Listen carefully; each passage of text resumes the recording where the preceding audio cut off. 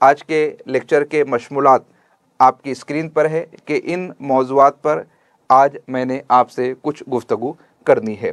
शुरुआत करते हैं कि पीएचडी का उन्वान किस तरीके से मुंतखब करें। पीएचडी का उन्वान मुंतखब करना ये बहुत अहम मरहला है, क्योंकि आपके मुकम्मल लाइफ और मुकम्मल एजुकेशन की जर्नी और हतमी मंजिल इसका तयन आपके मौजू के हवाले से होगा। मौजू बेहतर रहा सिलेक्शन हो जाएगा, मौजू बेहतर नहीं रहा रिजेक्शन हो जाएगा, मौजू बेहतर ना भी रहा सिलेक्शन हो जाएगा। लेकिन अगर काम मुकम्मल नहीं हुआ तो आपके सजाए हुए ख्वाब नामुकम्मल रह जाएंगे। ऐसे में ज़रूरी हो जाता है कि आपका मौजू बेहतर से बेहतरीन होना चाहिए और उसके लिए कुछ पैरामीटर है, कुछ निकात है, उसी को आज हम एक एक करके आपके सामने पेश करने की कोशिश करेंगे।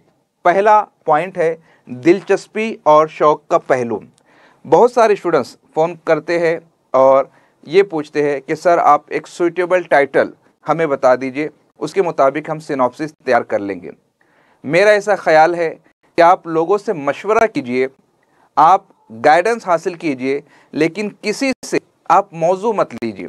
आप मौजू के हवाले से चर्चा कर सकते हैं, मशवरा कर सकते हैं, उसमें कुछ कमी बेशी कर सकते हैं, लेकिन मौजू का तयन आपके ज़रिए से होना चाहिए। उसमें आपकी दिलचस्पी, आपका ज़ौक़, आपका शौक़ बाकी रहना चाहिए, क्योंकि काम आप ही ने करना है। फॉर एग्ज़ाम्पल, मेरी तबीयत नस्र की तरफ माइल है। अगर मैं किसी से पूछूं और वो मुझे नज़्म के हवाले से कोई मौजू दे दे, जाहिर सी बात है कि मुझे शायरी से शगफ़ नहीं है, तो शायरी पर काम करना मेरे लिए ना सिर्फ नामुमकिन हो जाएगा, कठिन हो जाएगा, बल्कि वो मेरे लिए मुश्किल का मरहला बन जाएगा।